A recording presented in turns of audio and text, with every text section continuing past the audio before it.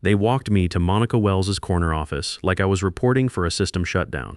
She didn't stand when I entered, just sat behind that glass desk, gesturing to the chair with the kind of dismissive wave you'd give a spam notification. "Danny," she said, "no handshake, no pleasantries. We need to discuss your transition timeline. I'm Danny Rodriguez, 47 years old, and I'd given TechFlow Systems 22 years of my life. Started there right after my discharge from Army Signal Corps in 2001, back when the company was running operations out of a converted warehouse in Aurora, chasing government contracts that seemed impossible to win. I was 25 then, fresh out of service with clearances and network engineering skills that defense contractors desperately needed. Monica had been CEO for 18 months. Harvard MBA, 34 years old, brought in by the board for digital transformation after our founder retired. She had that Silicon Valley energy, always talking about disruption and agile workforces and leveraging synergies. She flipped open a tablet with my personnel file displayed. "Your performance reviews have been solid," she said, like she was discussing server maintenance logs. "But we're pivoting toward a more cloud-native workforce. The cybersecurity landscape requires fresh thinking. Fresh thinking. The network security protocols generating 60% of their defense contracts were mine. I designed the core architecture in 2012, during a weekend when our system got penetrated by what we suspected were Chinese state actors. I'd locked myself in the server room for 72 hours straight, surviving on coffee and determination until I cracked a solution that would become the foundation of modern defense network security. My fingers found Diana's wedding ring hanging on the chain around my neck. 3 years since cancer took her. 3 years since I'd turned down that 2M offer from Lockheed because she needed me home for treatments. I could still hear her voice from that last chemotherapy session. "Danny, you're missing your life for that place. Don't let them take more than they're worth." But I had let them take more. Every weekend I'd spent debugging systems while Diana lay exhausted from treatments. Every family dinner I'd missed for system alerts that could have waited until Monday. Every moment I'd prioritized network uptime over real time with the woman who actually mattered. Monica kept talking about organizational realignment and workforce optimization. Corporate speak for getting rid of expensive old guys who actually understood how the systems worked, who knew that cybersecurity wasn't just about trendy algorithms, but about understanding how adversaries think. The kind of deep knowledge that only comes from years of experience, from learning how systems fail under pressure.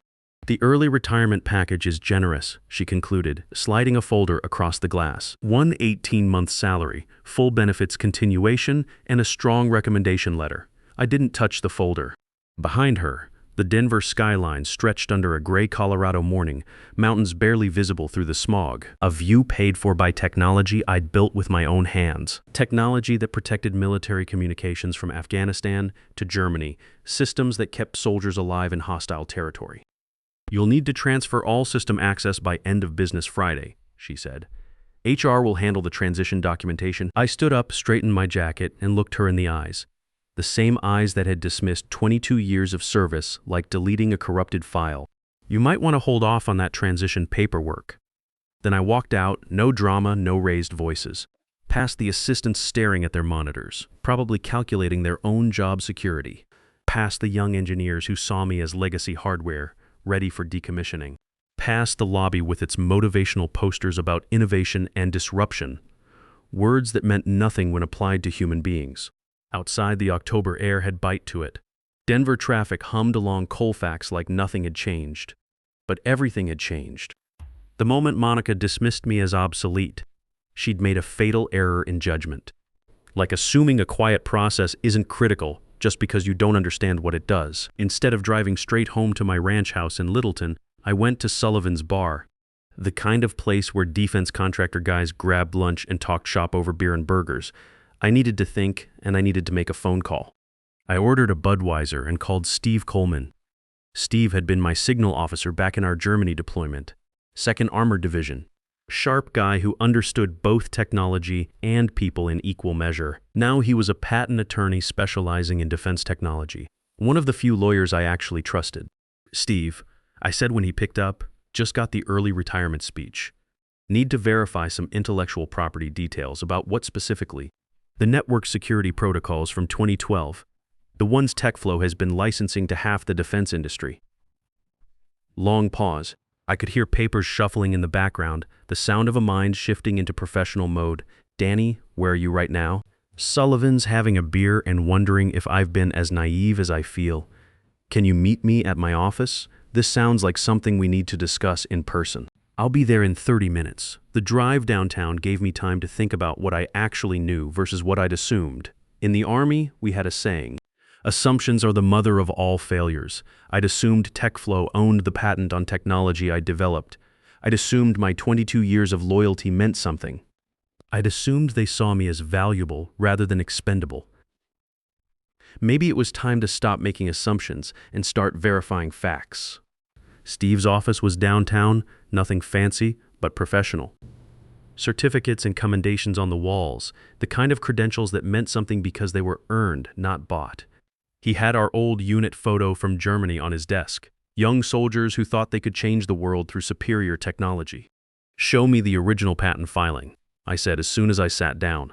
He pulled it up on his computer, then started frowning. The kind of frown you get when you're looking at corrupted data that doesn't make sense, when the system is telling you something impossible. Danny, this is very interesting. The original application lists your home address in Littleton, not TechFlow's corporate address. What does that mean exactly? It means you filed this as an independent inventor, not as a company employee. He scrolled through the documents, clicking through screen after screen of technical specifications and legal language. And there's a notation here that says, assignment pending legal review. I felt something cold settle in my stomach. Legal review that never happened. Apparently not. Steve leaned back in his chair, studying the screen like he was analyzing enemy communications. Do you understand what this could mean? If there's no valid assignment agreement, I was still the legal owner of patent 9,247,891. The network security technology that TechFlow had been licensing to every major defense contractor for the past 11 years. Technology that generated approximately $85 million in total revenue across the defense industrial base. Money that had flowed through dozens of companies, hundreds of government contracts, systems that protected everything from drone communications to satellite networks. What do we do? I asked, my voice steadier than I felt. Steve smiled, and it wasn't a friendly expression. It was the smile he used to get right before we'd intercept enemy communications back in Germany, when we knew we had them dead to rights. First, we verify ownership with the patent office. Then, we have a very interesting conversation with TechFlow about operating licenses they don't actually have. I left Steve's office feeling like I'd just discovered a back door in the system that nobody else knew existed. The elevator ride down seemed to take forever. In the polished steel doors, I saw a 47-year-old guy wearing a polo shirt and carrying a leather briefcase. But I wasn't some disposable employee anymore.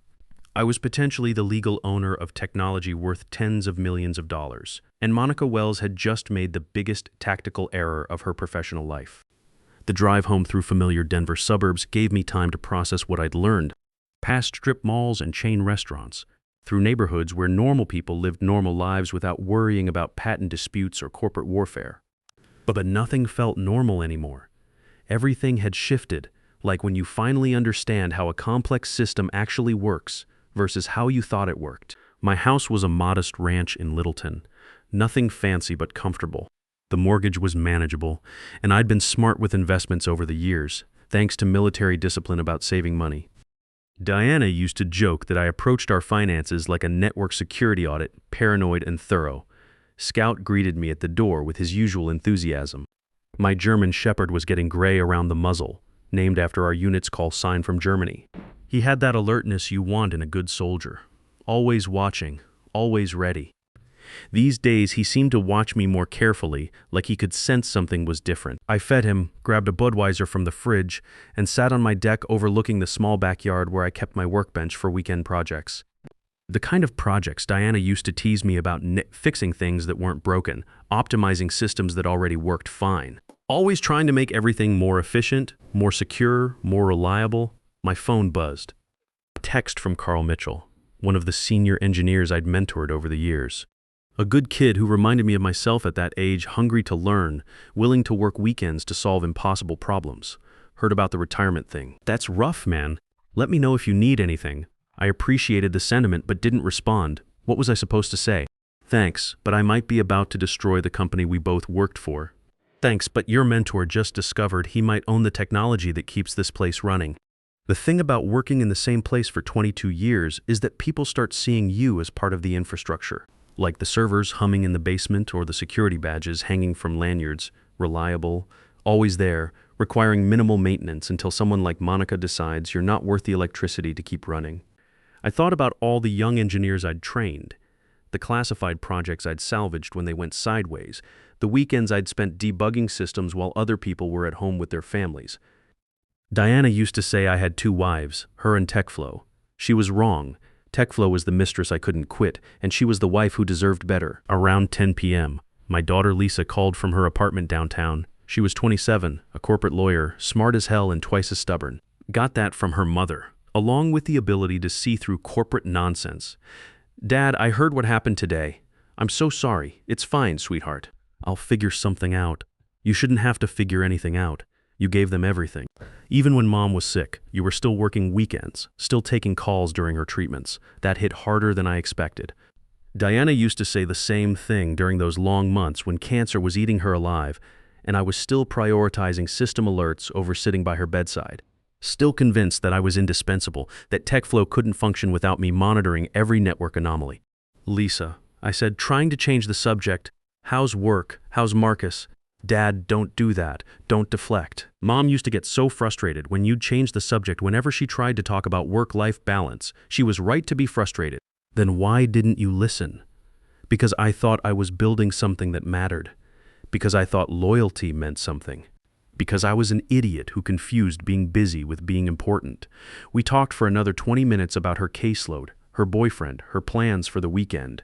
Normal things that felt surreal given what I'd discovered today. After we hung up, I sat there holding Diana's ring, thinking about all the bandwidth I'd wasted on TechFlow while she was fighting for her life. My phone lit up with an email around midnight. From Steve, timestamped 11:47 p.m. Subject line, preliminary findings, this is bigger than we thought. Danny spent the evening digging through USPTO records and TechFlow corporate filings. No assignment agreement anywhere in the system. Patent 9,247,891 lists you as sole inventor and owner, filed from your home address in 2012. But here's the kicker. I found licensing agreements with 31 different entities. DoD contracts, NATO allies, private defense contractors. This technology is embedded in critical military communication systems worldwide. Your protocol is protecting deployed units in 3 different theaters right now. Meet me first thing tomorrow. We need to talk strategy. Also found something interesting in TechFlow's original corporate bylaws that you need to see. Steve, I read it 3 times, each pass making the implications clearer. Then I set the phone down and stared at the ceiling for a long time, listening to Scout's breathing from his bed in the corner, thinking about soldiers in hostile territory depending on communications secured by technology I'd built during those marathon weekends in the server room. Monica Wells had forced me into early retirement today, had looked across her glass desk with her startup arrogance and dismissed 22 years of service like I was corrupted data to be deleted. She had no idea that the technology powering her entire company's success wasn't actually theirs to use. And tomorrow, I was going to start showing her exactly how expensive that mistake was going to be. Morning came with that particular Colorado clarity that makes you appreciate being alive. I made coffee strong enough to wake the dead, fed Scout, and put on my best suit. If today was going to be the beginning of something big, I wanted to look professional when the system crashed around Monica Wells. Steve's assistant showed me to the conference room at 8 a.m. sharp. He had documents spread across the table like a mission briefing, charts, printouts, legal briefs, patent filings, all arranged with the kind of military precision that told me he'd been up most of the night preparing for war. Sit down, Danny. This is bigger than either of us imagined. He pushed a document across the table.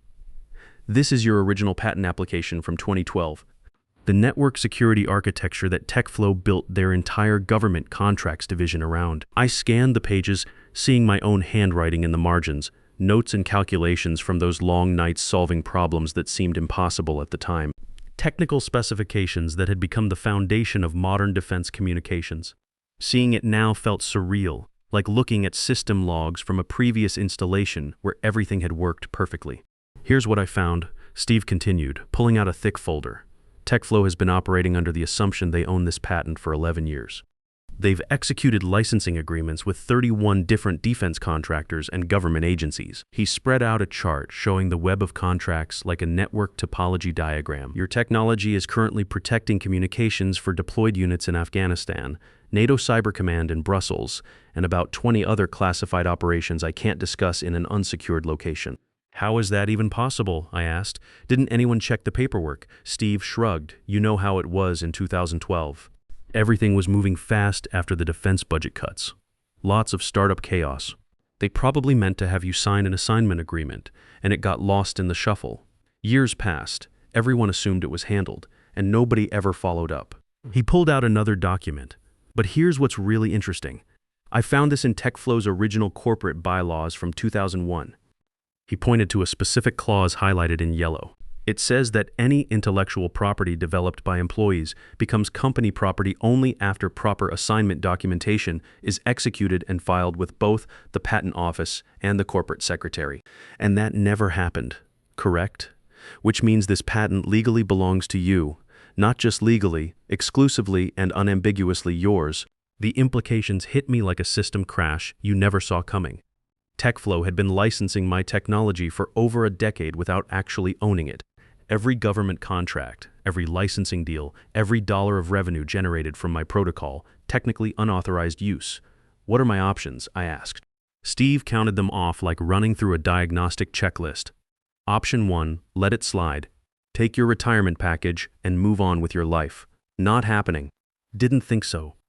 Option 2, demand retroactive royalties for all the licensing deals they've made over 11 years. Industry standard for defense network security patents is 4 to 6% of gross revenue. I did the quick math. If TechFlow had generated $85 million from my technology over 11 years, even at 4%, that was substantial money, life-changing money. And option 3, Steve's smile could have cut through encrypted data, revoke their license entirely, force them to negotiate new terms if they want to continue using your technology, which would put Monica in an impossible position. But Danny, he continued, his expression turning serious, you need to understand what you're getting into. TechFlow has resources, expensive lawyers from white shoe firms. They'll fight back with everything they have. Can they win? Probably not. Patent law is pretty clear about ownership, and we have documentation going back to the original filing, but they can make it expensive and drag it out for months. Plus, he hesitated. There's something else. This has national security implications. If you revoke the license, it's not just TechFlow that gets hurt. It's every military operation currently using systems built on your technology. That stopped me cold. I thought about soldiers in the field depending on communications secured by technology I'd built. Guys like I used to be, trying to do their jobs in hostile territory, trusting their lives to systems that had to work perfectly every time. So what are you saying? I'm saying we need to be strategic. If we're going to use this leverage, we need to think about how to do it without compromising operations that keep people alive. I thought about Monica Wells sitting in her corner office, confident in her digital transformation strategy. About Diana encouraging my work, even when treatments left her so exhausted, she could barely keep her eyes open. About Lisa telling me I'd given TechFlow everything while my wife was dying. Let's do it, all of it, retroactive royalties and license revocation. But we do it right. Steve nodded slowly. This is going to get expensive and ugly. Good. They should have thought about that before treating me like obsolete equipment. The next few weeks became a blur of legal preparation and escalating corporate panic. Steve confirmed ownership with the patent office, prepared cease and desist letters, and reached out to his contacts in the Pentagon to give them advance warning about potential disruptions to defense systems. Meanwhile, I started getting calls. First from TechFlow's legal department, trying to schedule meetings about my retirement documentation. The tone was friendly, professional, just routine paperwork to complete my transition. Then from Monica herself, suddenly very interested in ensuring a smooth handover. The retirement package offers kept getting sweeter, 24-month salary instead of 18, extended benefits, consulting opportunities that would keep me connected to the company. They were panicking, scrambling to get me to sign comprehensive release agreements before I figured out what I actually owned. Each new offer included more extensive non-compete clauses, intellectual property assignment confirmations, and liability waivers that would have impressed Pentagon lawyers. I didn't sign anything. The cease and desist letter hit Monica's desk on a Thursday afternoon in November. Steve had it hand-delivered with signature confirmation required. I imagined her opening that envelope, reading the legal language, the confusion giving way to disbelief, then the slowly dawning realization that her entire business model might be built on technology she didn't own. My phone started ringing within an hour. "Danny, this is Monica. We need to talk immediately. There seems to be some confusion about intellectual property matters." I let it go to voicemail, then played it back twice, listening to the strain in her voice, the careful corporate language trying to mask what was probably full-scale panic in the executive suite. The second call came from Bill Harrison, TechFlow's founder who'd retired to Montana but still sat on the board. Bill, I picked up for. He'd been decent to me over the years, more interested in the technology than the politics. "Danny, what the hell is going on? Monica's having some kind of crisis over patent disputes. Bill, you remember when I developed the network security protocols in 2012? Of course. Saved our asses with the Pentagon contracts, best work we ever produced. Did anyone ever have me sign assignment papers for that patent?" Long pause. I could hear wind in the background, probably calling from his ranch. "I don't know, Danny. That would have been handled by legal back then." "Well, they didn't handle it. And now your company has been licensing my technology for 11 years without actually owning it." Another pause, longer this time. "Jesus, Danny, how bad is this? 85 million in licensing revenue bad, over 31 different contracts bad. Critical military systems bad." I could hear him breathing, processing the implications. "What do you want? What's mine?" And recognition that experienced people aren't disposable assets to be discarded when they become inconvenient. The legal warfare escalated quickly after that. TechFlow's team of expensive lawyers tried everything, challenging the patent validity, arguing implied assignment, claiming work-for-hire status. Steve countered each move with military precision, like he was still intercepting enemy communications in Germany. But the stress was killing me, literally. I started having headaches that felt like system overloads, couldn't sleep more than 3 hours without waking up to check locks, found myself running diagnostic checks on my own house security system at 2 a.m. Scout started following me around like he was worried I might crash completely. The worst part was the isolation. Word had leaked about the patent dispute, and suddenly I was radioactive in the defense contractor community. Some of my old colleagues avoided me at the grocery store. Others called me a traitor for potentially disrupting military operations. The brotherhood I'd counted on for 22 years split right down the middle. Lisa called one evening in December, her voice tight with concern that reminded me of Diana during the worst of her treatments. "Dad, you look terrible. This lawsuit is eating you alive." "I'm fine, sweetheart." "No, you're not, and Mom wouldn't want this. She'd want you to take care of yourself, not destroy your health over corporate revenge." That hurt because it was true. Diana always said the mission wasn't worth destroying yourself over. But this felt different. This was about dignity, about not letting them erase 22 years like corrupted data that never mattered. "Lisa," I said, "this isn't about revenge. It's about showing that experienced people have value, that you can't just delete us when we become inconvenient." "I know, Dad. But what if you win the battle and lose yourself in the process?" The breakthrough came in January when Steve's contact at the patent office found additional documentation that completely vindicated our position. Not only did I own the patent, but TechFlow had been operating without proper assignment since 2012, and their legal department had known about the gap for at least 5 years. The mediation was scheduled for February at a downtown law office, neutral ground with conference rooms designed for exactly this kind of corporate warfare. Monica walked in looking like she'd aged 5 years and 6 months, flanked by 3 lawyers who probably cost more per hour than I used to make in a week. Their opening offer was insulting, $8 million and a consulting contract that would have kept me quiet and complicit. Steve and I stepped outside to confer in the hallway. "They're desperate," he said. "Stock price has been sliding since news of the dispute leaked. Government contracts are on hold pending resolution." We went back in with our counteroffer. $28 million in retroactive royalties based on 11 years of licensing revenue. 6% ongoing royalties from all products using my technology, an advisory position overseeing veteran hiring practices, and a public acknowledgement that my innovations had been the foundation of their success. The room went silent except for the hum of air conditioning and the distant sound of Denver traffic. We waited 4 hours while they huddled with their team, made phone calls, probably held emergency board meetings via video conference. They came back with $25 million and 5% royalties. Close enough to what I wanted, but more importantly, it included everything else. The advisory position, the public statement, and a commitment to never terminate employees over 45 without board approval. I signed the agreement on a Thursday morning in March, with Lisa beside me as witness. She'd taken time off from her corporate job to be there, said it was important for someone from our family to see justice done properly. The wire transfer hit my account the next day. More money than I'd ever imagined having, but that wasn't really the point. The point was that Monica Wells and TechFlow learned you can't just delete people like obsolete code.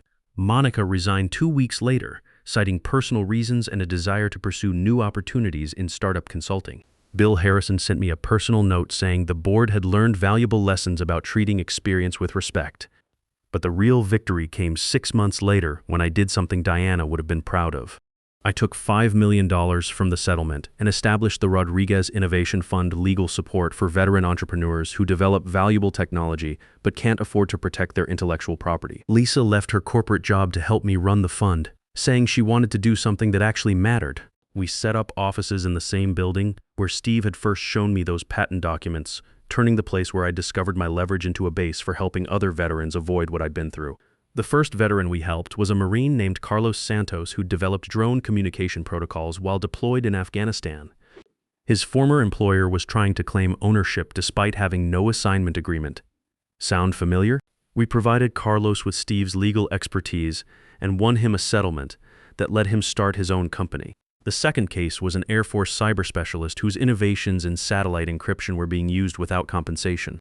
Then a Navy communications expert whose protocols were protecting ships worldwide. I still live in the same ranch house in Littleton, still drive my 2015 pickup truck, still drink Budweiser and watch Broncos games on Sunday afternoons. Scout's getting older but still greets me at the door every evening, still follows me around when he senses I'm working too hard. Sometimes I sit on my deck at sunset holding Diana's ring, thinking about the network of relationships that really matter, not the corporate connections or professional achievements, but the bonds that persist even when systems crash and companies fail. TechFlow survived the patent dispute, though they're more careful about intellectual property assignments now. They implemented new policies requiring board approval before terminating any employee with more than 15 years of service, and they established a veteran mentorship program that pairs experienced workers with young engineers. The technology I developed still protects military communications around the world. Soldiers in hostile territory depend on systems built from protocols I designed during those marathon weekends in the server room, trying to solve problems that seemed impossible. But the real legacy isn't the technology. It's the Rodriguez Innovation Fund that's helped 47 veterans protect their innovations over the past 2 years. It's the policy changes that prevent other experienced workers from being discarded like obsolete hardware. It's Lisa working alongside me, building something that honors her mother's memory while protecting people who served their country. And it's the knowledge that sometimes when the system tries to delete you, the best response is to show them exactly what they're about to lose. Because the moment you become truly indispensable is often the same moment they try to dispose of you. That's when you discover you had more power than you ever realized. You just had to know where to find it. Sometimes the most dangerous person in any organization isn't the loudest critic or the obvious rebel.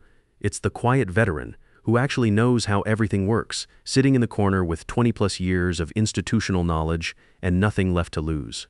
Corporate America loves to talk about digital transformation and fresh thinking, but they forget that behind every system that actually works is someone who bled to build it, and when you throw that person away, you might just discover they took the keys to the kingdom with them.